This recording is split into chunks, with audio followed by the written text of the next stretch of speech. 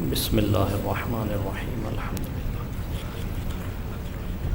یوم الدین ایاک نعبد و ایاک نستعین اهدنا الصراط المستقیم صراط الذین انعمت علیہم غیر المغضوب علیہم ولا الضالین بسم اللہ الرحمن الرحیم قل هو اللہ احد بسم اللہ الرحمن الرحیم قل هو اللہ بسم اللہ الرحمن الرحیم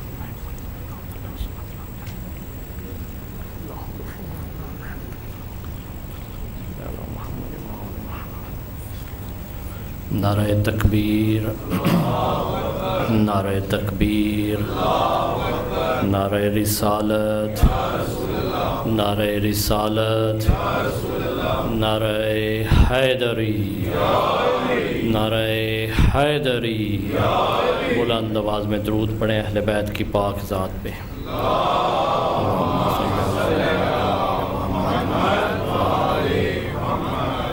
اعوذ باللہ من الشیطان اللعین الرجیم بسم اللہ الرحمن الرحیم الحمد للہ الذی لا یبلغ مدحته القائلون ولا يحصي نعماءه العادون ولا يؤدي حقه المجتهدون الذي لا يدركه بعد الهمم ولا يناله غوث الفتن الذي ليس لصفته حد محدود ولا نعت موجود ولا أجل ممدود فطر الخلائق بقدرته ونشر الرياح برحمته وودد بالسخور ميادان أرضه أول الدين معرفة الجبار ثم الصلاة والسلام على السيد المكي المدني الهاشمي القرشي الأبتهي سيدنا ومولانا شفيع ذنوبنا وطبيب قلوبنا أبي القاسم محمد صلى الله عليه وعلى أهل بيته الطيبين الطاهرين المعصومين المظلومين لا سيما بقية الله الأعظم إمام زماننا هذا روحي وأرواح العالمين لتراب مقدمه الفداء عجل الله تعالى فرجه الشريف واللعنة الله على أعدائهم أجمعين من يوم عداوتهم إلى يوم الدين أما بعد فقد قال الله تبارك وتعالى في كتابه المجيد وفي فرقانه الحميد وقوله الحق بسم الله الرحمن الرحيم وإذ ابتلى إبراهيم ربه بكلمات فأتمهن قال إني جاعلك للناس إماما قال ومن ذريتي قال لا ينال عهدي الظالمين صلوات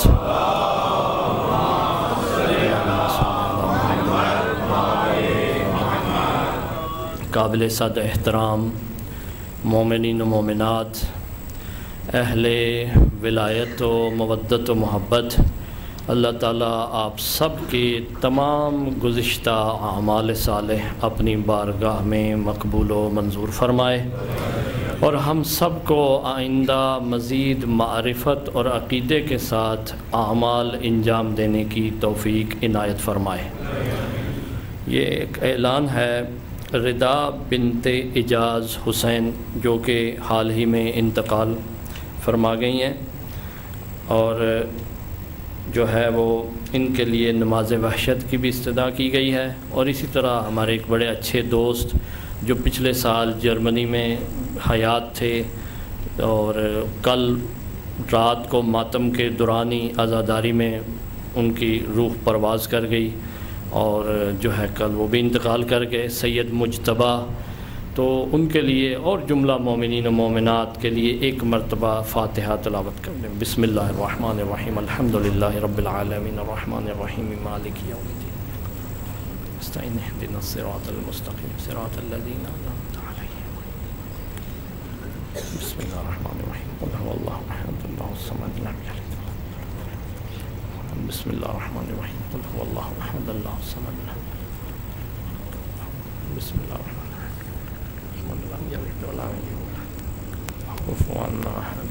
اللہم صل علی محمد وعلی محمد۔ عزیزان گرامی، آج چوتھی گفتگو ہے ہماری معرفت امامت اور عصر حاضر کے تقاضے کے عنوان سے۔ آج بہت جلدی میں نے سفر کو طے کرنا ہے۔ ماشاءاللہ آپ نے بڑا اچھا سنا، کل بھی، پرسوں بھی، اس سے پہلے بھی، اور آج بھی امید کرتا ہوں اس سے بہتر آپ میرا ساتھ دیں گے تاکہ میں معارف جلدی آپ کی خدمت میں عرض کر دوں۔ اگر کسی دوست کی گاڑی غلط پارک ہوئی ہے تو وہ اس کو صحیح کر لے ابھی سے جا کے، کیونکہ کل پوری مجلس سمجھے کہ میری طرف سے صحیح ڈیلیور نہیں میں کر سکا اس 2 رکاوٹوں کی وجہ سے۔ بالآخر انسان کا ایک جو ہے لیول بنتا ہے، تو ایک دفعہ بننے کی کوشش کی، پھر دوبارہ اعلان، تو ابھی سے ہی کچھ ہے ایسا تو آپ بہتر سمجھتے ہیں، جانتے ہیں، اس کو آپ تبدیل کر لیں، چینج کر لیں تاکہ اعلان مجلس رکوا کے نہ کیا جائے۔ بلند آواز میں درود پڑھیں اہل بیت کی ذات پہ۔ اللہم صلی علی محمد وآل محمد وعجل فرجہم۔ دیکھیں کہ امامت کے بارے میں عرض کیا تھا، کل یہاں تک بات پہنچی تھی کہ امامت کی اہمیت اتنی زیادہ ہے کہ خود ائمہ فرماتے ہیں کہ دین میں کسی شے کی اتنی تاکید نہیں ہوئی جتنی امامت کے بارے میں تاکید ہوئی ہے، کیونکہ یہ بقائے دین ہے۔ اگر آپ چاہتے ہیں کہ دین صحیح طریقے سے پھیلے اور دین صحیح طریقے سے لوگوں تک پہنچے اور دین پر لوگ عمل کریں اور معاشرہ صالح اور نیک معاشرہ ہو جائے، پاکیزہ معاشرہ ہو جائے، تو اس کی ایک ہی دلیل ہے، ایک ہی راستہ ہے، وہ کہ امر امامت کو اور امامت کو صحیح طریقے سے سمجھا جائے اور بجا لایا جائے اسے۔ اگر کوئی شخص آج معاشرے میں جو آپ کو مشکلات نظر آ رہی ہیں، یہ مشکلات توحید آ جانے کی وجہ سے حل نہیں ہوئی، نبوت آ جانے کی وجہ سے حل نہیں ہوئی۔ ممکن ہے آپ کہیں کہ کیا کہہ رہے ہیں آپ، مشکل کیا ہوئی ہے کہ جن کے پاس توحید ہے وہ توحید ایسی ہے جو بغیر امامت کے ہے، اور اگر نبوت ہے تو بغیر امامت کے ہے۔ جو نبوت اور توحید بغیر امامت کے ہوگی، اس نبوت اور توحید سے یہ ہوگا کہ اس طرح کا معاشرہ بن جائے گا۔ اگر وہی معاشرہ جو توحید رکھتا ہے، نبوت رکھتا ہے، لیکن امامت بھی ساتھ رکھے گا تو اس کا معاشرہ اور بن جائے گا، وہ جنت میں تبدیل ہو جائے گا۔ امت اس وقت جو مشکلات کی میں گرفتار ہے، سخت مشکل میں ہے، ہر جگہ بے امنی ہے، ہر جگہ لڑائی جھگڑے ہیں، مسائل ہیں، اس کی وجہ صرف یہی ہے کہ امامت کے اوپر غور نہیں کیا گیا۔ اور کل میں نے عرض کیا تھا کہ بہت زیادہ آپ کے ذہن میں ایک سوال اٹھتا ہے کہ یہ قرآن کو کس نے بچایا ہوا ہے، کسی قسم کے تغیر اور تبدل اور چینجنگ سے قرآن کو کس شے نے بچایا؟ کیونکہ خدا نے وعدہ کیا ہے نا قرآن میں، نحن نزلنا الذکر وان لہ لحافظون، کہ ہم نے اس ذکر کو نازل کیا ہے اور ہم ہی اس کے محافظ ہیں۔ اللہ نے اس کی حفاظت کیسے فرمائی ہے؟ آیا روک کے رکھا ہے کسی کو جبر کے ساتھ، استبداد کے ساتھ، یا کسی کو مثلا ہاتھ پکڑ لیا کسی کا، یا عذاب نازل کر دیا ہے، یا عقلوں کو جو ہے وہ محو کر دیا ہے، یا عقلوں کو روک دیا ہے، یا زبانوں کو روک دیا ہے، یا قلموں کو روک دیا ہے؟ ایسا نہیں ہے۔ اللہ نے اس کی جو حفاظت کی ہے وہ امامت کے ذریعے کی ہے۔ اس کی تفصیل میں انشاءاللہ بیان کروں گا آپ کی خدمت میں۔ لہٰذا اس وقت، کل بھی میں نے عرض کیا تھا، پوری کائنات کا نظام امامت کے نظام سے چل رہا ہے۔ ایک سوال اور آپ کے ذہن میں ایجاد کرتا ہوں، پھر اس کا بھی جواب اسی کے ضمن میں آئے گا، جو آپ سب کے ذہن میں سوال ہے۔ 4 چیزیں میں نے بتائی تھی کہ 4 خصوصیات امامت ہیں، کوالٹیز ہیں امامت کی، اور 4 چیزیں میں بتائی تھی رسپانسبلٹی یا امامت کی، یعنی ذمہ داریاں ہیں۔ پہلی چیز کیا تھی کہ امام انتخاب کیسے ہوگا، دوسری چیز کیا تھی امام کا علم کتنا ہوگا، کیسا ہوگا، تیسری چیز یہ تھا کہ امام معصوم ہوگا، چوتھی چیز یہ تھی کہ امام ہر زمانے میں ہوگا۔ یہ امام کی خصوصیات ہیں، امامت کی بھی یہی خصوصیات ہیں۔ اور اسی کے بعد ذمہ داریاں کیا تھیں کہ امام ہی حقیقت میں مرجع دینی ہے۔ یہ جو ہمارے مراجع ہیں اس وقت اگر ان کو کوئی حیثیت حاصل ہے تو وہ فقط اور فقط امام زمان کی امامت کی وجہ سے حاصل ہے، ذاتی طور پہ یہ مرجع دینی نہیں ہے، حقیقی طور پر ان کی طرف رجوع نہیں ہے ہمارا، اصل میں امام کے حکم کی وجہ سے ہم ان کی طرف رجوع کرتے ہیں، ورنہ ہم دین میں ہمارے لیے غیر معصوم حجت نہیں ہوتا، دین میں ہمارے لیے غیر معصوم حجت نہیں ہوتا۔ حجت کون ہوتا ہے؟ معصوم ہوتا ہے، لیکن جس کو معصوم کہہ دے کہ یہ بھی تمہارے اوپر حجت ہے تو پھر ہم اسے حجت مان لیتے ہیں۔ لہذا عزیزان مرجع دینی اصلی حقیقی طور پر امام کی ذات ہے۔ اسی طرح حکومت کا حقیقی طور پر حق امام کی ذات کو ہے، اور اسی طرح آئیڈیل امت کے لیے جو ہے وہ امام کی ذات ہے۔ یہ 3 چیزیں ہو گئی، اور چوتھی چیز کائنات میں تصرف کا حق، کہ ذرے ذرے کو اپنی جگہ سے ہلا کے ایک جگہ سے دوسری جگہ لے جائے، یہ بھی امام کا حق ہے۔ یہاں ایک سوال پیدا ہوتا ہے، آپ سے اکثر کالج میں یونیورسٹی میں سوال کریں گے، پوچھیں گے نوجوانوں سے کہ بھائی ہم جان گئے، ہم مان گئے کہ آپ کے امام ہیں، امامت کا عقیدہ درست ہے، قرآن میں ہے، حدیث میں ہے، بہت اچھا عقیدہ ہے، بہت بلند و برتر عقیدہ ہے، آپ یہ بتاؤ کہ آپ کے امام اس وقت غیبت میں کر کیا رہے ہیں؟ آپ کے امام اس وقت غیبت میں کر کیا رہے ہیں؟ ان کے وجود کا کیا فائدہ تمہیں مل رہا ہے؟ مسئلہ وہ تمہیں بتا نہیں رہے، انہوں نے مراجع کے لیے رجوع کے لیے کہا ہے، قیادت سیاسی یعنی حکومت وہ کر نہیں رہے، ظاہراً کہوں کہ ظاہر نہیں ہے۔ اسی طرح آئیڈیل وہ ظاہری طور پر آئیڈیل سامنے موجود حاضر نہیں ہے۔ اور چوتھی بات ولایت تکوینی ہے، وہ اس کو تھوڑی دیر کے لیے میں روکتا ہوں۔ لہذا یہ بتاؤ کہ جو ظاہری مسائل ہیں جس میں سے 3 چیزیں آتی ہیں، حکومت کرنا، آئیڈیل ہونا اور دین کے مسائل کا جواب دینا، یہ سب کا سب تو وہ کر نہیں رہے آپ کے لیے، تو بتائیں آپ کے امام غیبت میں کر کیا رہے ہیں؟ آپ بچوں کے ذہن میں بھی سوال ہے کہ ہمارے امام کا، ہم امامت کے عقیدے کو مانتے ہیں، دینی حد تک نہیں ماننا ہم نے، میں روز یہ کہتا ہوں، چھوٹی سی کتاب اور امتحان اور ایک کالم اور ایک مکالمہ اور ایک ڈیبیٹ اس حد تک نہیں ہمیں ماننا، کیونکہ ہمیں راسخ عقیدہ بنانا ہے اس کو، اور اگر ہمارا راسخ عقیدہ امامت پہ ہوا تو خدا کی قسم تب ہمیں نجات ملے گی، ورنہ ہمیں نجات کبھی نہیں ملے گی۔ بے شک ہم خدا کو مانتے ہوں، بے شک ہم رسول کو مانتے ہوں، نجات اس وقت ملے گی جب ہم امام کو مانیں، اور اس طرح مانیں کم از کم جیسے امام چاہتے ہیں ہمیں۔ لہذا عزیزان محترم یہ سوال ذہن میں آتا ہے کہ ہمارے امام اس وقت عملی فائدہ کیا ان کے وجود کا، کر کیا رہے ہیں وہ؟ یہ ایک سوال اپنے ذہن میں بٹھا لیں، اس کا جواب میں تھوڑا سا آج دوں گا، تھوڑا سا انشاءاللہ کل یا پرسوں کی گفتگو میں آپ کی خدمت میں عرض کروں گا۔ بلند آواز میں درود پڑھیں اہل بیت کی ذات پہ۔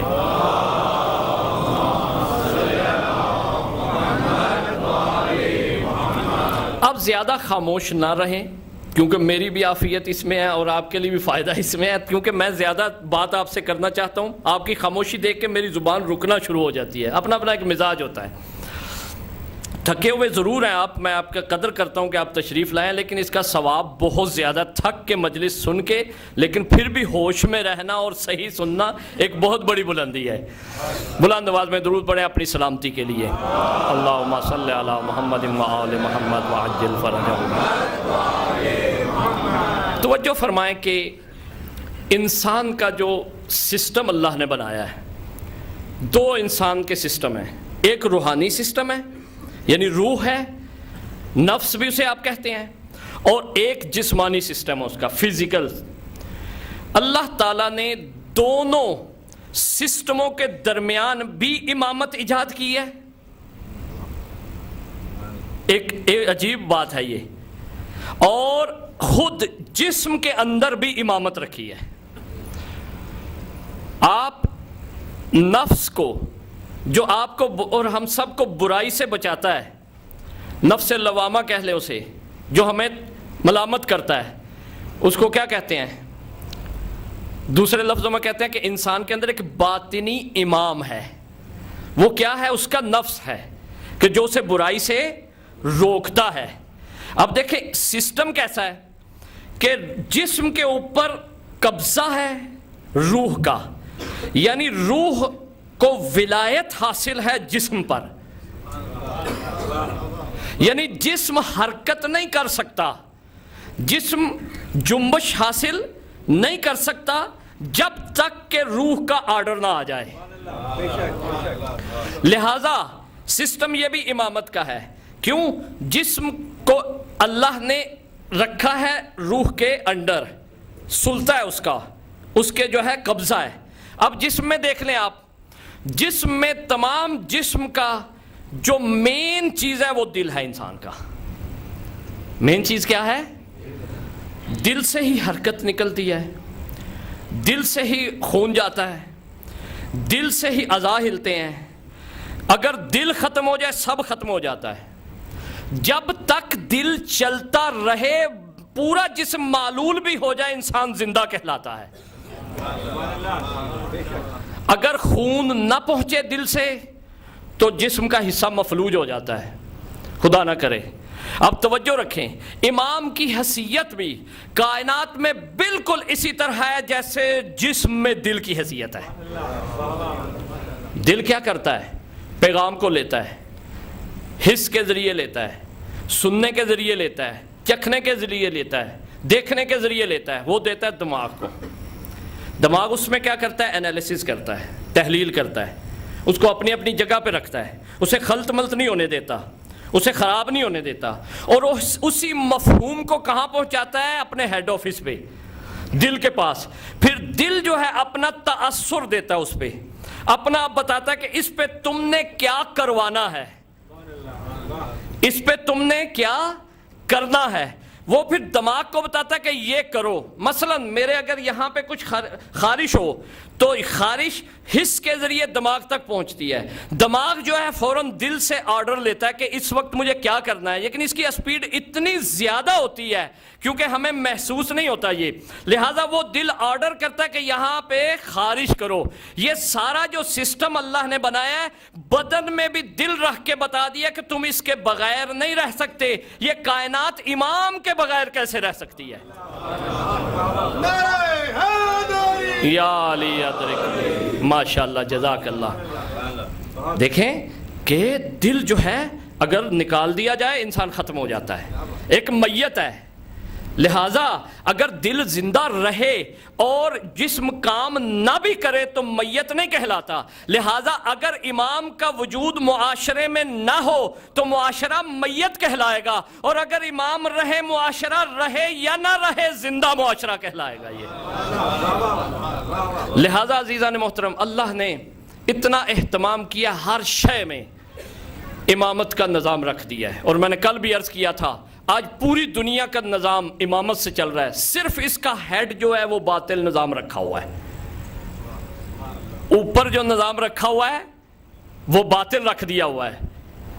اگر وہ نظام عصر حاضر کے تقاضوں کی طرف اشارہ کر کے کہہ رہا ہوں، میں واضح طور پہ کہہ رہا ہوں ملت اسلامیہ سے، اگر ملت اسلامیہ نے 1400-1200 سال گزار لیے ہیں اور ابھی تک اس کو کنارہ نہیں ملا، مشکلات حل اس کی نہیں ہوئی، میں ایک بات کہتا ہوں کہ 1 سال کے لیے 1400 سال نہیں، 100 سال نہیں، صرف 1 سال کے لیے نظام امامت کو رائج کر لو، دیکھنا یہی دنیا جنت بن جائے گی۔ اللہم صلی علی محمد و آل محمد وعجل فرجہم. یہی نظام جنت بن جائے گا، کیونکہ نظام اوپر جو بنایا گیا نا وہ باطل ہے. باقی جتنے گھروں میں نظام ہے وہی امامت کا نظام ہے. اسی طرح جو فیکٹریوں میں ہے، کالجوں میں ہے، یونیورسٹی میں، سب کچھ یہ ہے. حتیٰ کہ میں اب مثال دینے پہ جو ہے رکتا نہیں ہوں. مولوی صاحبان کے ہاتھ میں یہ ہے نا، سب کے ہاتھ میں. اس میں بھی نظام امامت ہے، اس میں بھی تسبیح ہے. یہ کیا ہے؟ یہ اوپر اس کو کیا کہتے ہیں؟ اس کو امام کہتے ہیں. پوچھ لیں تسبیح والوں سے، شاید آپ کے ادھر رائج ہے یا نہیں، کہتے ہیں کہ تسبیح کا یہ امام ہے. میں پوچھتا ہوں کہ ان سب نے مل کے بنایا اس کو؟ ایسا نہیں کیا. 4-5 مل کے ادھر آ گئے ہیں. اس کی حیثیت، اس کا قد و قامت، اس کی اتھارٹی ان جیسی ہے؟ بالکل ایسا نہیں ہے. اب خاموش نہ رہے، سوچیں اس کے بارے میں. یہ اسی لیے ہاتھ میں تھمائی ہے کہ اس کو پھیرتے رہو، کبھی نہ کبھی تو دل پھرے گا نا تمہارا. کبھی نہ کبھی تو تمہیں سوچ آئے گی نا. اچھا اب یہ کر کیا رہا ہے؟ یہ کر رہا ہے کہ اگر اس کو نکال دیں تو یہ تسبیح نہیں رہے گی، یہ ایک ہار بن جائے گا، یا ایک دانے پروئے بن جائیں گے. تسبیح اس وقت اسے کہیں گے کہ جب ان کے درمیان میں، یہ دیکھیں یہ درمیان میں ہے لیکن دونوں لائنوں کے آگے ہے،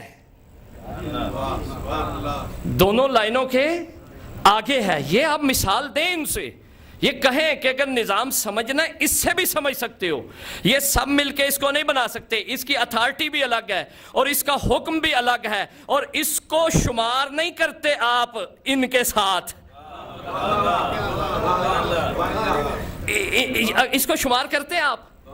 نہیں. کوئی ہے انسان اس کو پڑھے اللہ اکبر یہاں سے کرے؟ نہیں. کہتے ہیں کہ یہ بڑا بالاتر ہے اس سے. پڑھنا ان کو ہے، شمار ان کو کرنا ہے، لیکن ان کی حیثیت شروع بھی یہاں سے ہوتی ہے اور ختم بھی یہاں سے ہوتی ہے. اسی لیے سید الشہداء نے فرمایا تھا بنا فتح اللہ و بنا ختم اللہ، کہ اللہ نے ہم سے ہی آغاز کیا ہے اور ہم سے ہی خدا ختم کرے گا کائنات کو، سسٹم کو. لہذا عزیزان محترم، امامت کی اتنی مثالیں ہیں، خدا کی قسم اتنی مثالیں ہیں کہ ہم پورے معاشرے میں، بلکہ میرا عقیدہ کہ ہر ذرے ذرے میں نظام امامت کا ظہور ہے. لیکن مشکل کیا ہے؟ انسان جس طرح خدا سے غافل ہے. لوگ کہیں گے کہ پھر نظام امامت ہے تو نظر کیوں نہیں آ رہا؟ تو میں کہوں گا فطرت میں توحید ہے، لیکن کیوں زیادہ مشرک ہیں، کیوں زیادہ کافر ہیں؟ وہ اس لیے کیونکہ غافل ہے انسان. جب انسان کو ہوش آتی ہے تو وہ خود بخود رجوع کر کے اپنی وقت کی حجت کو پکارنا شروع کر دیتا ہے. تو عزیزان محترم، اس سے زیادہ آپ کے وقت کو نہیں لوں گا اس موضوع میں. یہ کل کا بقیہ تھا کیونکہ وقت گزر چکا تھا. اب میں اپنے موضوع دوسرے میں داخل ہو رہا ہوں. بلند آواز میں درود پڑھیں اہل بیت کی پاک ذات پہ.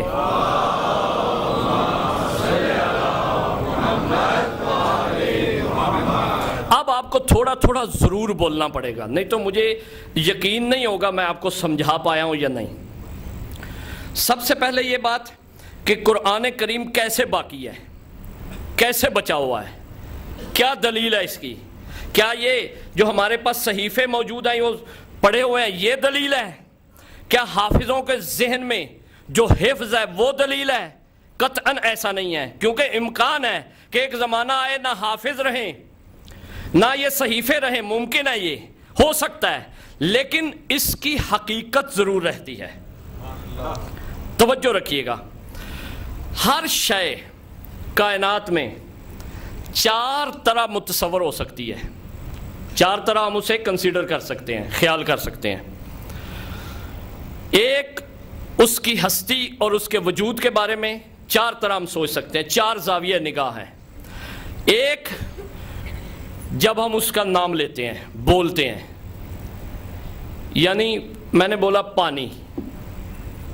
پانی ایک اور چیز ہے، لیکن پہلا تصور اس کا کیا ہے؟ لفظ کا ہے، ورڈنگ میں ہے، بولنے میں ہے، جسے کہتے ہیں لفظی تصور، لفظ کا خیال. لفظ کا جو ہے کنسیڈر کرنا، ورڈ کا.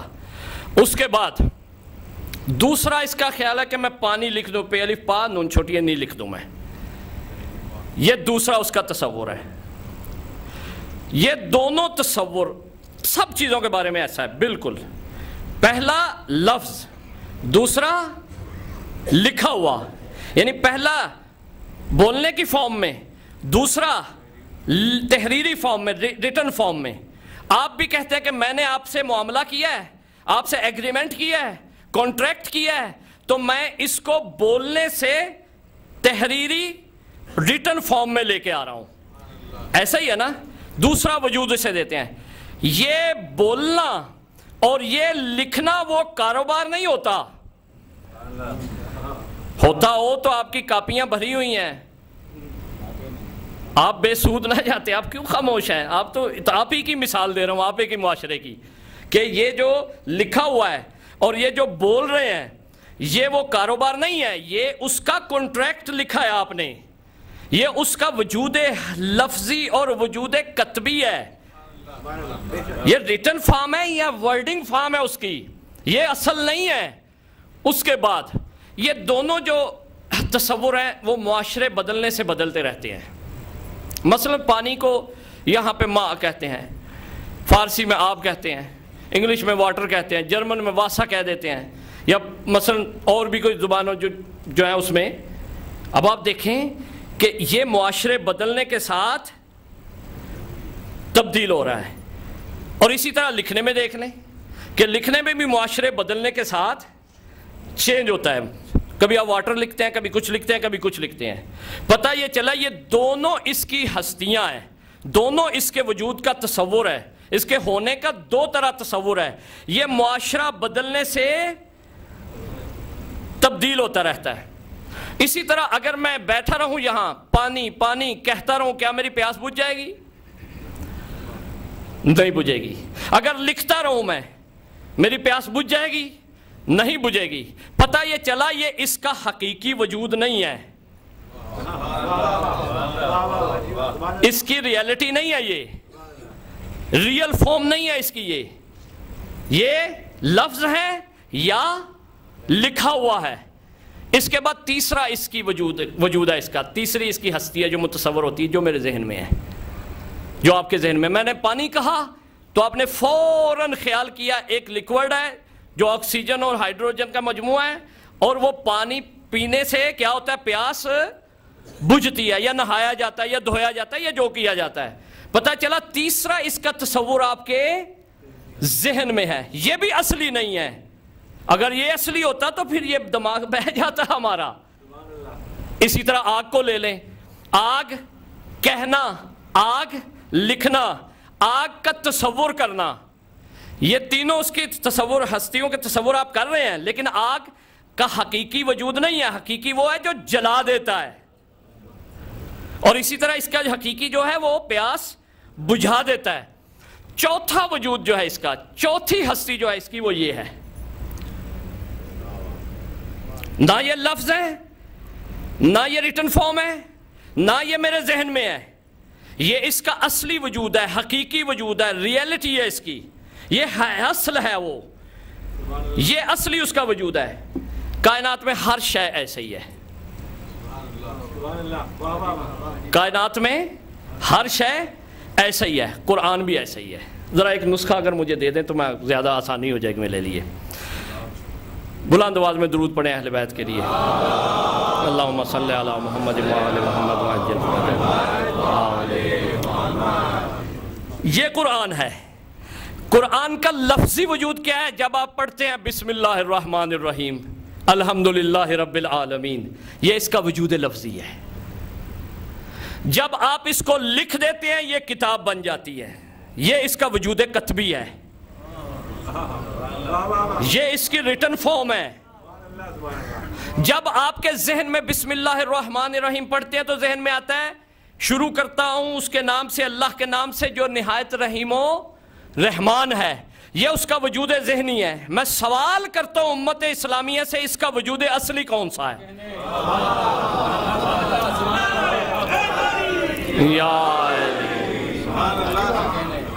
اس کا وجود اصلی کون سا ہے؟ حقیقی وجود کون سا ہے اس کا؟ یہ بتانا پڑے گا، کیونکہ یہ ریٹن فارم ہے اس کی، اسی لیے اسے کتاب کہتے ہیں۔ یہ نازل نہیں ہوا تھا رسول کے قلب پہ۔ اگر یہ تو صفحہ ہے، یہ تو سیاہی ہے، یہ تو گتا ہے، یہ اس کو نسبت دینے کی وجہ سے یہ پاکیزہ ہے، اس لیے ہم اسے چومتے ہیں، کیونکہ اس کلام سے کو لکھ دیا گیا ہے، اس سے نسبت ہے۔ لہذا عزیزان محترم، آپ دیکھیں اس کا اصلی وجود ہم نے دیکھنا کیا ہے، اس کا حقیقی وجود کون سا ہے۔ میں نے سفر آپ کا بڑا آسان کر دیا اور آپ نے الحمدللہ پورا سمجھ لیا اس کو۔ اس کا اصلی وجود جو ہے وہ امام کی ذات ہے۔ اللہم صلی علی محمد وآل محمد وعجل فرجہم۔ یہ نہ کوئی کہے پہلے دو وجود اعتباری ہم اسے کہتے ہیں، یعنی ہم نے اس کا اعتبار کیا ہے، معاشرے بدلنے سے بدلتے ہیں۔ بسم اللہ الرحمن الرحیم عرب پڑھے گا ایک سٹائل میں پڑھے گا، ایران والا پڑھے گا ایک سٹائل میں پڑھے گا، پنجابی پڑھے گا ایک سٹائل میں پڑھے گا، تھوڑا تھوڑا ایکسنٹ چینج ہوتا رہتا ہے کیونکہ عربی تو نہیں بدل سکتی، لینگویج تو نہیں بدل سکتی۔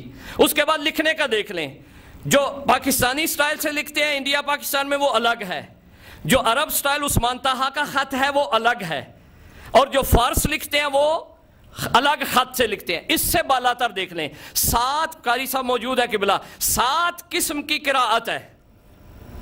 کوئی مالکی یوم الدین پڑھتا ہے، کوئی مالکی یوم الدین پڑھتا ہے۔ پتہ یہ چلا کہ معاشرے بدلنے سے، ملتیں بدلنے سے تبدیلی آ جاتی ہے اس میں، لیکن فرق یہ ہے عام مادی اشیاء کے لفظ اور ریٹن میں اثر نہیں ہے، کیونکہ یہ نسبت ہے رسول سے، اس لیے لکھنے اور پڑھنے میں بھی اثر موجود ہے اس میں۔ یعنی اس کے اندر اثر موجود ہے۔ لہذا عزیزان محترم، یہ ذہن میں رکھیں کہ یہ قرآن جو ہمارے درمیان ہے، اس کا پتہ ہی نہ ہوتا کسی کو اگر امام کی ذات نہ ہوتی۔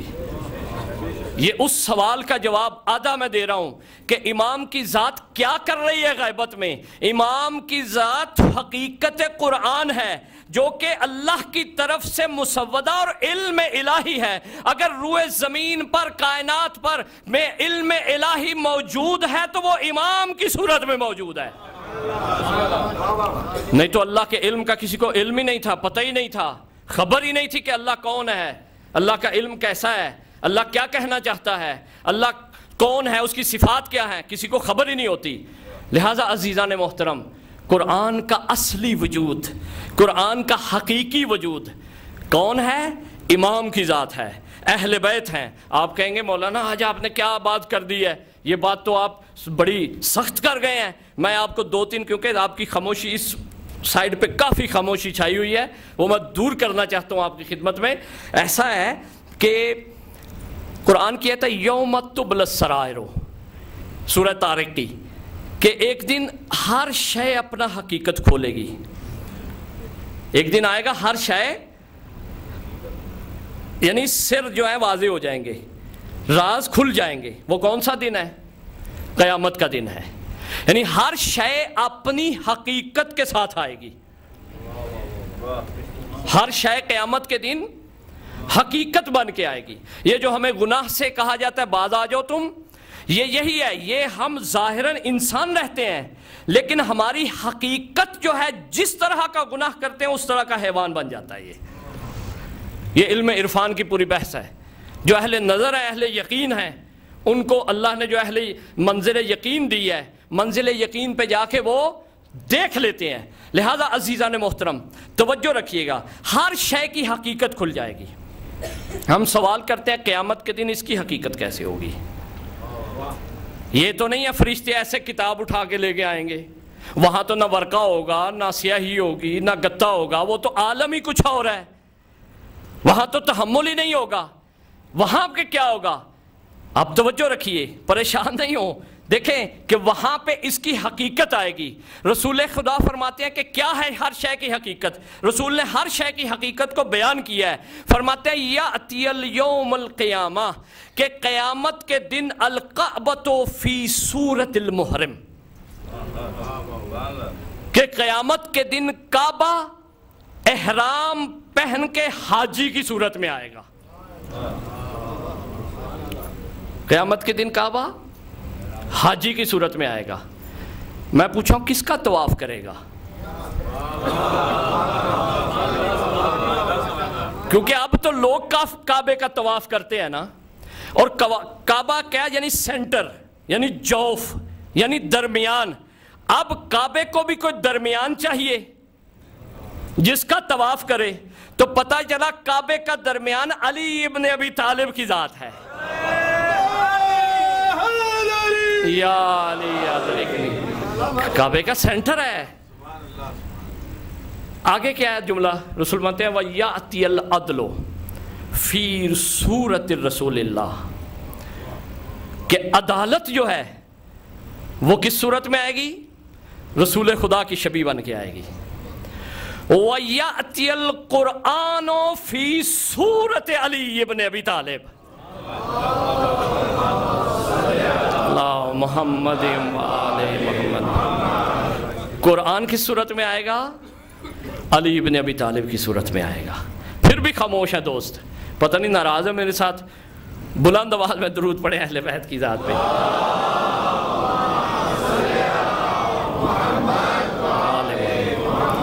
پھر بھی میں آپ کی تسلی کے لیے ایک اور دلیل لا رہا ہوں. یہ دلیل آپ سب جانتے ہیں لیکن میں دے اس لیے رہا، میں دینی نہیں تھی یہ دلیل. آپ کی خاموشی نے مجھے یہ کہہ دیا کہ دو ضرور. ممکن آپ کہیں یہ روایت پتہ نہیں کہاں سے لے آئے ہیں، ضعیف ہے، کیسی نہیں ہے. اب میں خود علی سے پوچھتا ہوں، یا علی یہ جو آپ کے لیے ہم تصور کر رہے ہیں، عقیدہ بنائے ہوئے ہیں کہ آپ ہی قرآن ہیں، آپ ہی اس کی حقیقت ہے، تو آپ بتائیں آپ کیا فرماتے ہیں اس کے بارے میں؟ جنگ صفین آپ کے سب کے ذہن میں ہے. جنگ صفین آپ کے ذہنوں میں ہے. جب 18 مہینے یہ جنگ جاری رہی اور جنگ فتح ہونے لگی، تھوڑی تلواروں کا فاصلہ تھا، تو ملعون نے قرآن کو نیزے پہ بلند کر دیا تھا نا بلند. سازش کی تھی نا. سامنے قرآن نیزے پہ بلند ہے. اسی طرح لکھا ہوا تھا، وہ فرق نہیں تھا بلکہ صحابہ کے ہاتھ کا لکھا ہوا تھا. جب نیزے پہ بلند کیا تو کچھ نے کہا کہ ہم نے قرآن سے جنگ نہیں کرنی. اگر یہی تھا نا، یہ تو ابھی پیپر ہے، وہ تو پھر اس ہاتھوں سے لکھا ہوا تھا. کہا ہم نے قرآن سے جنگ نہیں کرنی. علی نے مالک اشتر سے کیا کہا؟ ابن عباس سے کیا کہا؟ کہ ان سے کہو یہ پوست اور سیاہی ہے.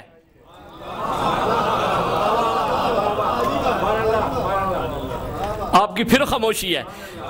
یہ پوست تو سیاہی ہے، یہ چمڑا اور سیاہی ہے، یعنی یہ ریٹن فارم ہے اس کی. میں حقیقت قرآن ہوں.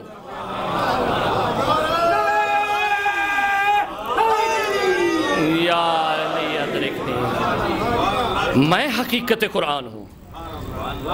ممکن ہے دوست کہہ دیں کہ کہاں سے روایت انہوں نے پڑھ دی ہے. علی نے اپنی زبان مبارک سے یہ فرمایا ہے کہ میں حقیقت قرآن ہوں. یہ پوست تو سیاہی ہے. اگر جب نیزے چلتے، تلواریں چلتی، تیر چلتے، تو کیا وہ ڈر رہے تھے کہ یہ گرے گا، یہ اس کی بے حرمتی ہوگی؟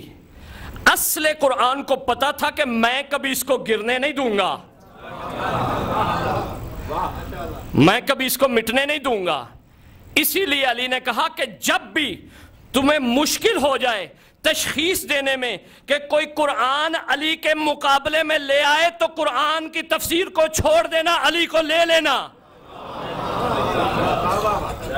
لہٰذا یہ بات بڑی واضح ہے ہمارے لیے کہ قرآن کی حقیقت اہل بیت کی ذات ہے. یہ میں نے آپ کو ثابت کر دیا ہے. اور یہ مت بھولیے گا یہ فقط ایک نقطہ میں نے دیا آپ کو، نہیں، یہ حقیقت ہے. یہ عقیدہ بنا لیں آج کے بعد. جب یہ ہم پڑھتے ہیں تو سمجھے علی کی ذات پڑھ رہے ہیں، اس کو چھوڑا نہ کریں. یہ علی کی فضیلت ہے، یہ علی نے جس کی حفاظت کی ہے وہ شے ہے یہ. اسی لیے علی امیر المومنین فرماتے ہیں کہ جب میں چاہتا ہوں اپنے رب سے کلام کروں تو میں نماز پڑھتا ہوں، جب میں چاہتا ہوں کہ میرا رب مجھ سے کلام کرے تو میں قرآن پڑھتا ہوں. یہ کلام الہی ہے. تو عزیزان محترم یہ ذہن میں رکھ لیں، اس کی بڑی ارزش ہے۔ اب کسی کو ابھی بھی تسلی نہیں ہے تو میں عرض کرتا ہوں کہ قرآن کی صفات کیا ہیں۔ لو انزلنا ھذا القرآن علی جبل، کہ اگر ہم یہ قرآن کہاں نازل کرتے؟ پہاڑ پہ۔ لرأیتہ، تم کیا دیکھتے کہ یہ ریزہ ریزہ ہو گیا ہے، خاشعا متصدعا، یعنی کہ یہ ٹکڑے ٹکڑے ہو گیا ہے۔ سب کے ذہن میں یہ آیت ہے۔ آپ لے جائیں یہ سارے نسخے، پوری دنیا سے جمع کریں، پوری دنیا کے قاری جمع کر لیں، پوری دنیا کے حافظ جمع کر لیں، پہاڑ کے پاس لے جائیں، اس کو پہاڑ پہ رکھ دیں، سارے قاری پڑھنا شروع کر دیں، سارے حافظ پڑھنا شروع کر دیں، تو پہاڑ ہلے گا بھی تو بتا دینا۔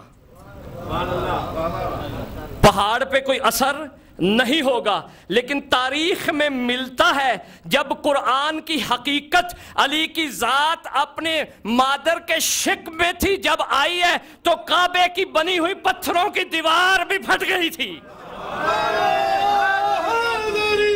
یا علی ادرکنی فی ذلک، یہ قرآن کے اصلی وجود کا اثر ہے، قرآن کے حقیقی وجود کا اثر یہ ہے۔ جب حقیقی وجود آیا ہے تو پتھر پھٹ گئے تھے، ہٹ گئے تھے۔ تو عزیزان محترم دوسری دلیل خود قرآن کی صفت کیا ہے؟ لو ان قرآنا سیرت بہ الجبال وقطعت بہ الارض وکلم بہ الموتى، یہ بھی قرآن کی آیت ہے۔ کیا ہے کہ قرآن کیا کرتا ہے؟ اس کے ذریعے زمینیں راستہ دیتی ہیں، زمینیں پھٹ جاتی ہیں، قط ہو جاتی ہیں۔ پھر دوسرا جملہ کیا ہے؟ اس کے ذریعے پہاڑ چلتے ہیں، اس کے ذریعے مردے کلام کرتے ہیں، مردے بولتے ہیں۔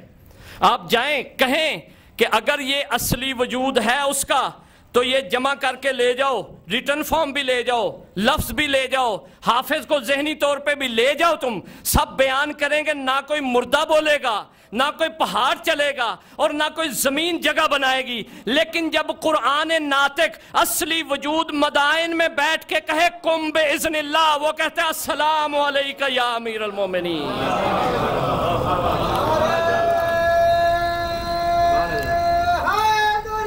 یا علی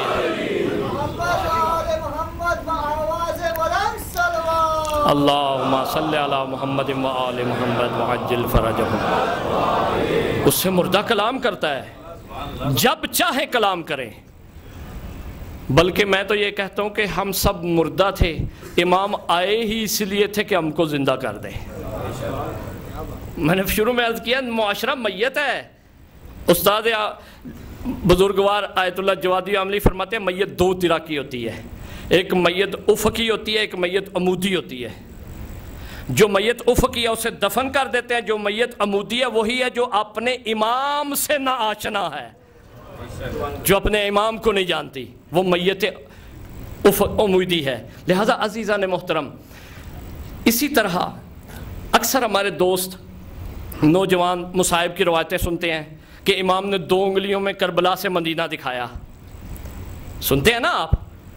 اسی طرح ایک شہر سے دوسرا شہر دکھایا۔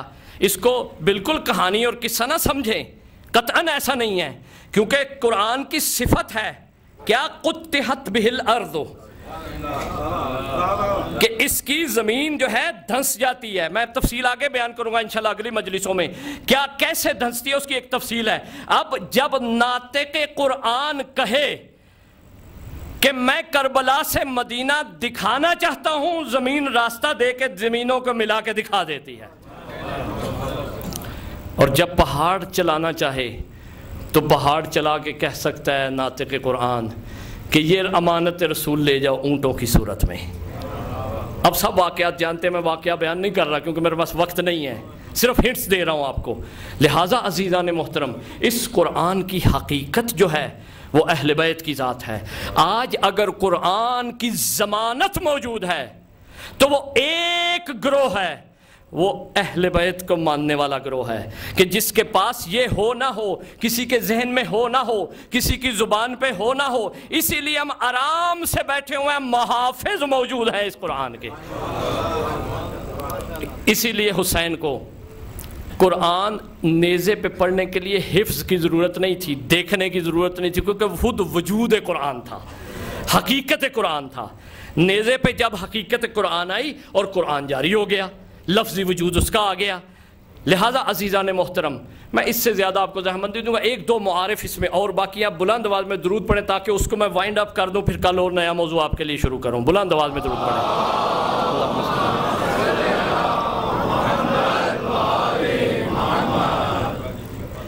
قرآن کب نازل ہوا، کہاں نازل ہوا، کیسے نازل ہوا، کس جگہ سے نازل ہوا، یہ 4 سوال ہے۔ کب نازل ہوا؟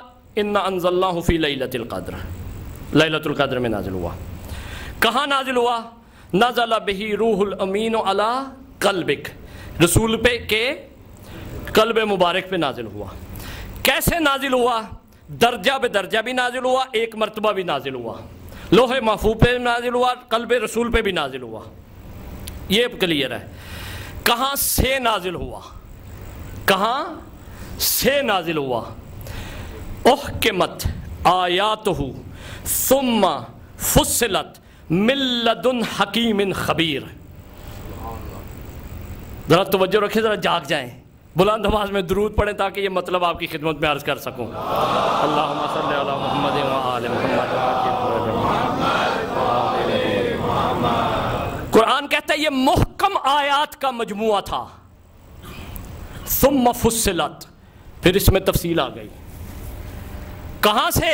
من لدن حکیم خبیر، اللہ کے یعنی حکیم اور خبیر کے لدن سے ہے یہ۔ دیکھیں بڑا مطلب ہے یہ، قرآن کہہ رہا ہے کہاں سے ہے یہ؟ حکیم اور خبیر کے لدن سے ہے۔ لدن کیا ہے؟ آپ سنتے ہیں نا علم لدنی، ہے نا آپ کے ذہن میں علم لدنی؟ انشاءاللہ علم کی بحث میں تفصیل کی عرض کروں گا۔ علم لدنی ہے۔ لدن کیا ہے؟ کیونکہ اردو بڑی ناقص زبان ہے، اس میں اتنی وسعت نہیں ہے، عربی میں وسعت ہے۔ عربی کے 4 مقام ہیں قرب کے۔ کس کے؟ قرب کے، قریب ہونے کے 4 مقام ہیں۔ میں وہ عرض کرتا ہوں، غور سے سنیے گا۔ ایک ہے قرب، دوسرا ہے دنو، تیسرا ہے لدن، چوتھا ہے اند۔ آپ کہیں گے کیوں اتنی مشکل بات آپ نے کر دی ہے؟ یہ سب قرآن میں ہے۔ قرب میں آپ کہتے ہیں میں تمہاری شاہراہ سے بھی زیادہ قریب ہوں، ایک مفہوم ہے اس کا۔ قرب عام طور پہ عربی میں جیسے ان کا اور میرا فاصلہ ہے، اس کو کہتے ہیں قرب۔ دوسرا مقام ہے دنو۔ دنو کون سا مقام ہے؟ معراج پہ جو ہے، او ادنا، کعبہ کوسین کی جو منزل ہے اسے کہتے ہیں دنو او ادنا۔ آپ کے ذہن میں میں اس طرف گیا تو میرا وقت سارا نکل جائے گا کہ یعنی اتنے رسول قریب تھے اللہ کے کہ 2 کمانوں کا فاصلہ تھا، بلکہ اس سے بھی قریب تر۔ دنو دوسرا مقام ہے۔ تیسرا مقام ہے لدن۔ لدن اسے کہتے ہیں جیسے میرا یہ لباس ہے۔ پہلا قرب، دوسرا دنو، تیسرا لدن۔ قرآن کہاں سے ہے؟ اللہ کے لدن سے۔ البتہ بلا تشبیہ اللہ کا لباس نہیں ہے، مت کوئی سمجھ لے یہاں پہ، صرف آپ کو سمجھانے کے لیے میں نے مثال دی ہے۔ یعنی اتنا قرب، ذات نہیں ہے، لباس میرا ذات نہیں ہے، بلکہ میری صفت بھی اس وقت نہیں ہے۔ صفت کے باہر جو اظہار ہے وہ ایک لباس ہے، یا جلد آپ دیکھ لیں۔ لہذا آپ توجہ رکھیں، یہ قرآن ہے کہاں سے؟ اللہ کے لدن سے، یعنی ذات نہیں ہے اللہ کی،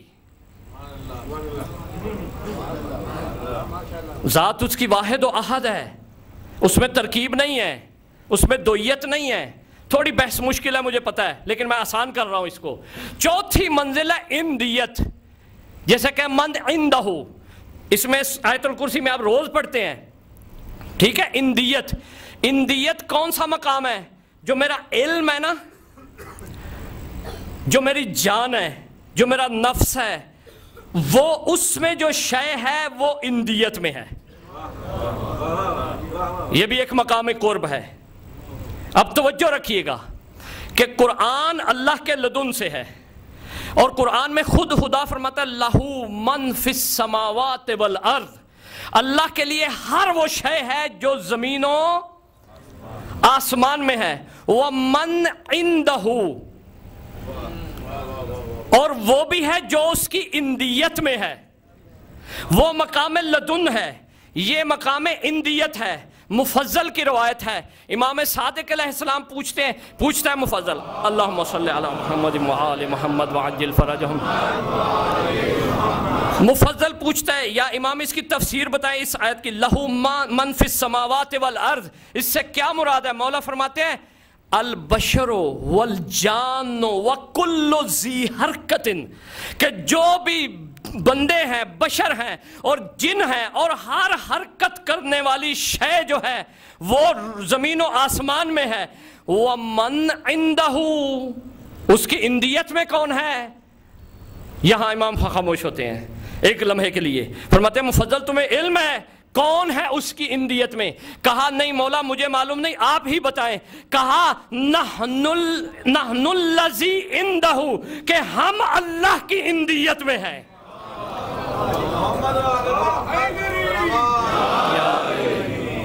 ہم اللہ کی اندیت میں ہیں، ہم اس کی اندیت میں ہیں. البتہ یہ مقام تھوڑا سخت ہے آپ کے لیے سمجھنا، لیکن میں نے یہ بتایا مقام اہل بیت اندیت کا ہے، اور قرآن کا جو ظہور ہے وہ لدن سے ہے.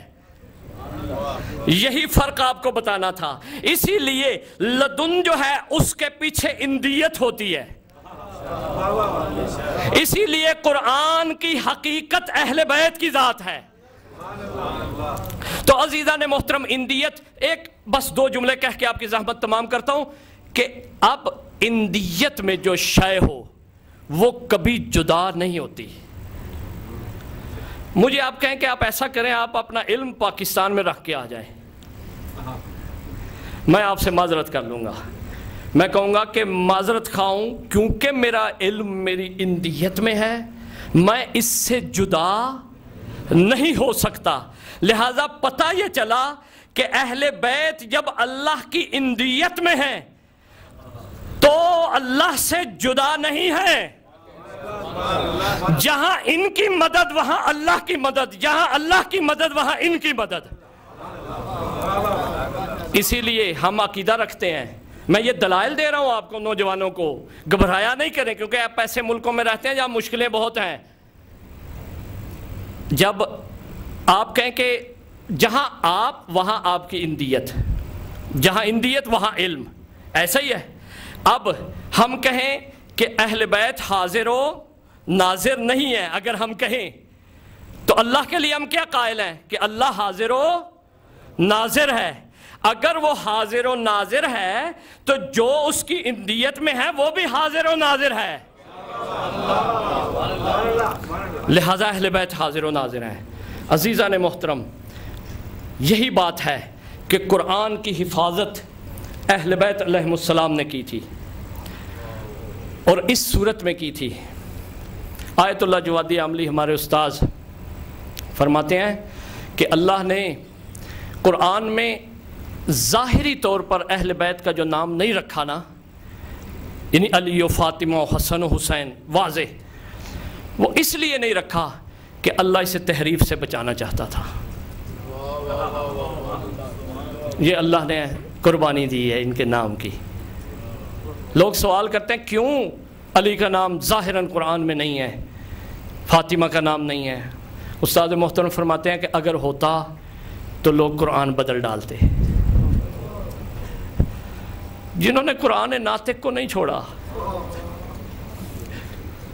اس قرآن کے ساتھ بھی کیا کچھ کیا ہے، کبھی تیر باران کی ہے اس پہ، کبھی ان کو نیزے پہ بلند کیا ہے، کبھی اس کو جلایا ہے، کبھی اس کی تفسیر بدلی ہے۔ آج ایک آیت بیان کرو کہیں گے نہیں نہیں نہیں یہ علی کی شان میں نہیں ہے۔ استاد محترم فرماتے ہیں کہ اگر علی کا نام آ جاتا تو یہ قرآن بدل دیتے۔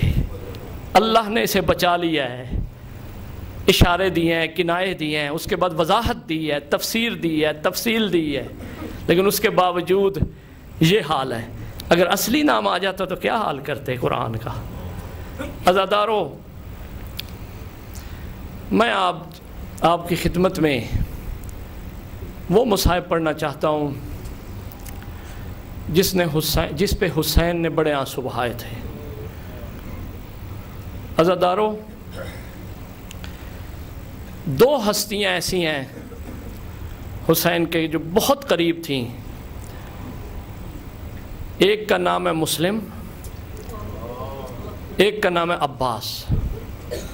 اگر مسلم نہ ہوتے تو حسین عباس کو کوفے بھیجتے، اور دونوں کا رشتہ بھی عجیب ہے۔ میں اپنے بچوں کے لیے عرض کر دیتا ہوں، مسلم عقیل کے بیٹے ہیں، مولا علی کے بھائی ہیں بڑے عقیل، ان کے فرزند ہیں۔ اور دوسرا جو رشتہ ہے نا، حضرت عباس کی ہمشیرہ ہیں رقیہ، ان کے شوہر ہیں مسلم۔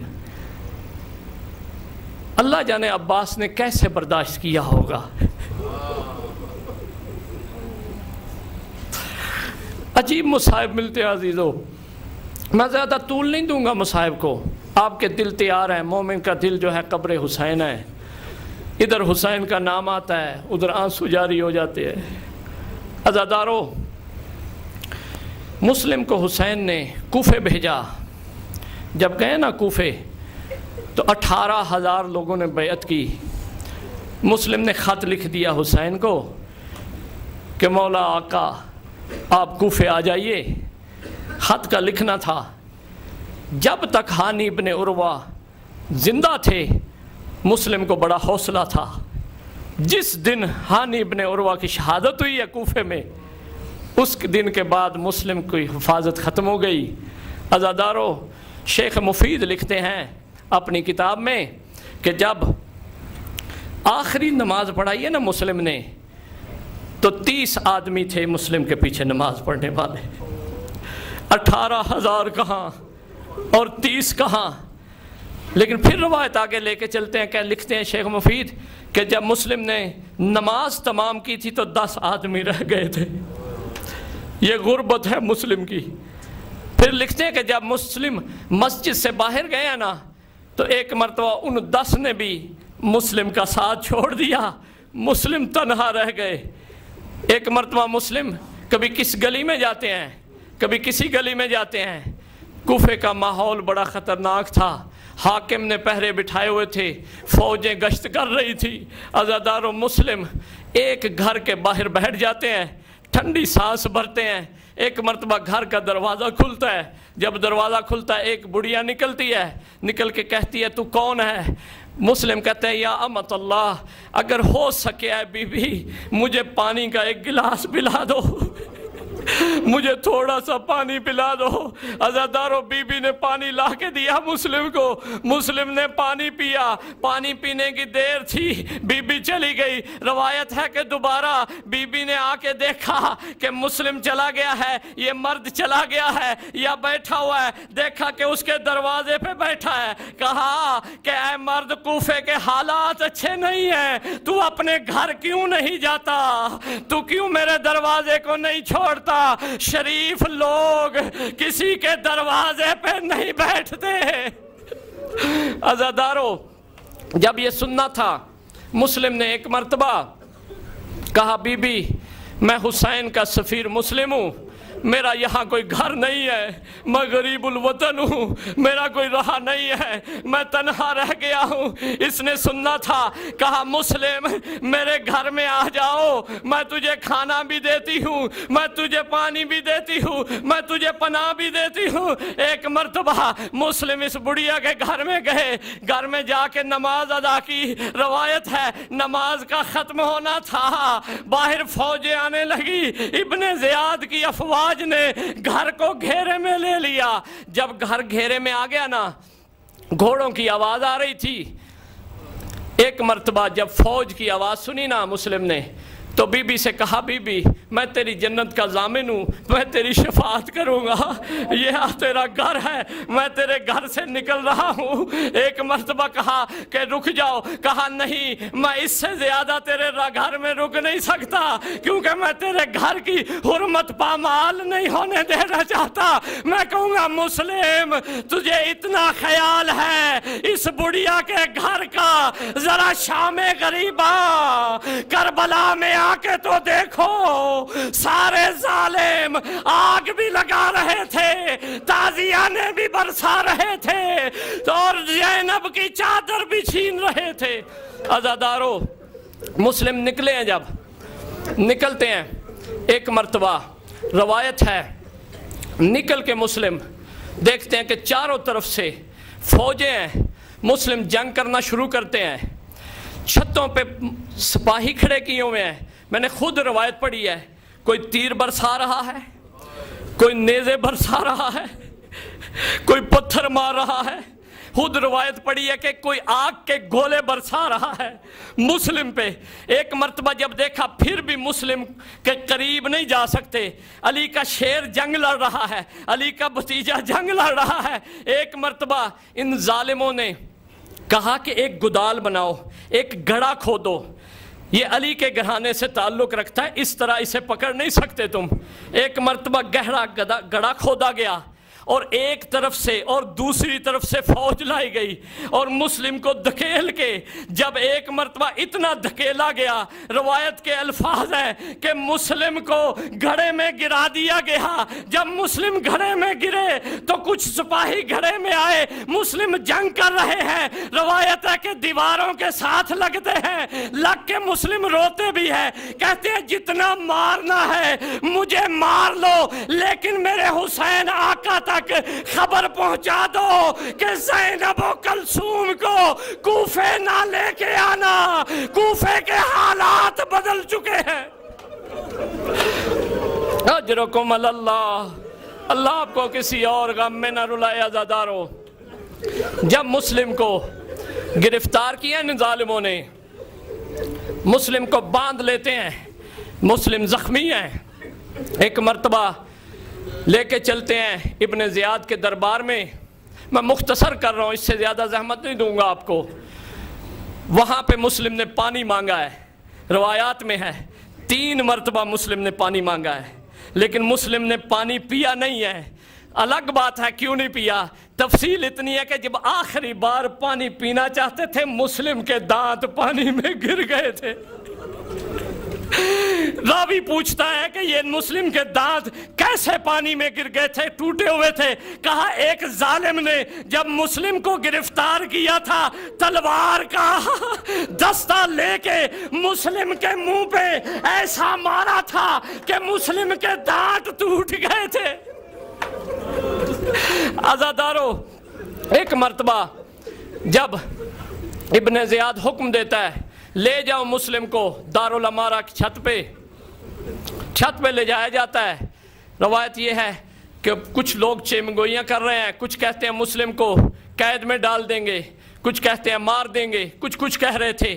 ایک مرتبہ اپنی تلوار نکالتا ہے قاتل، تلوار نکالنے کے بعد مسلم کو کھڑا کرتا ہے، روایت یہ ہے کہ ایسا وار کرتا ہے کہ مسلم کا سر تن سے جدا ہوتا ہے، سر آ کے نیچے گرتا ہے، لاشا آ کے نیچے گرتا ہے۔ میں کہوں گا مسلم بڑی معذرت کے ساتھ تیرا سر تن سے جدا ہوا ہے، لیکن تیری بہن 70 قدم سے دیکھ نہیں رہی تھی۔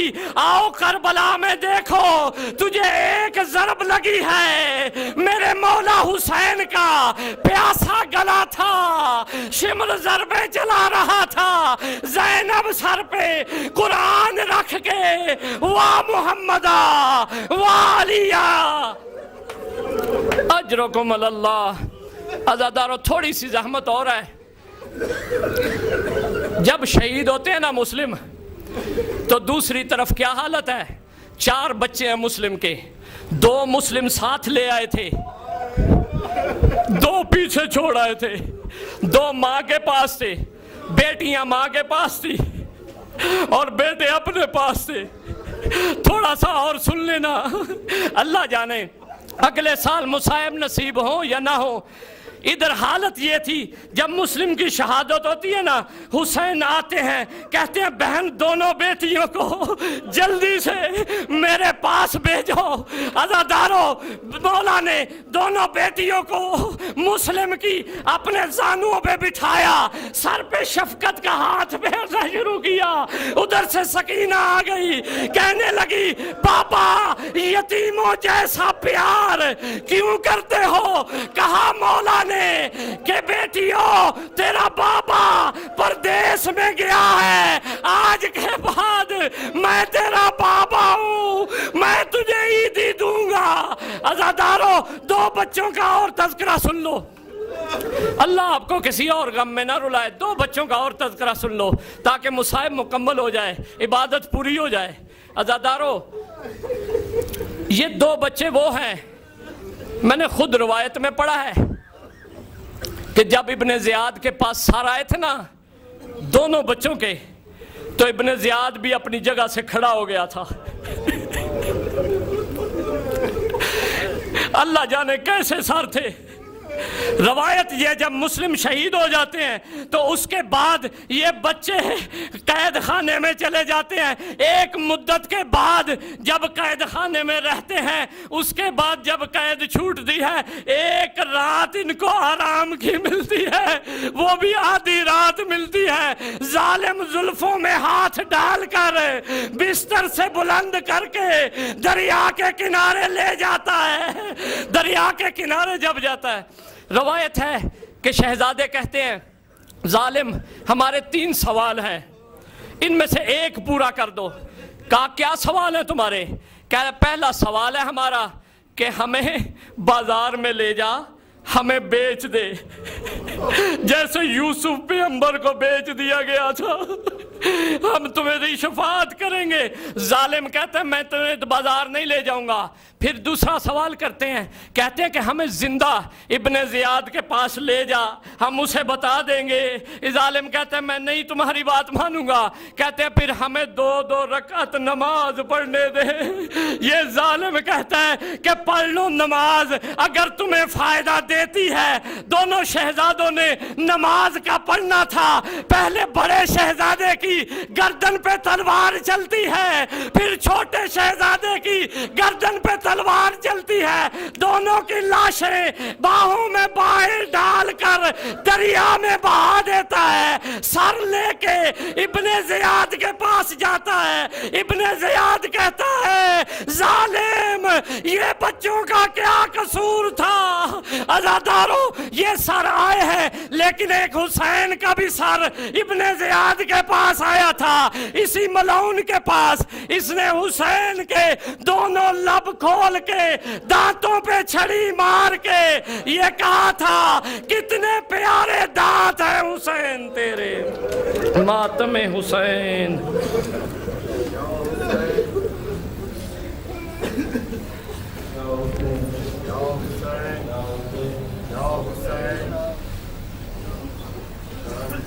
Ya Hussein, Ya Hussein, Ya Hussein, Ya Hussein, Ya Hussein.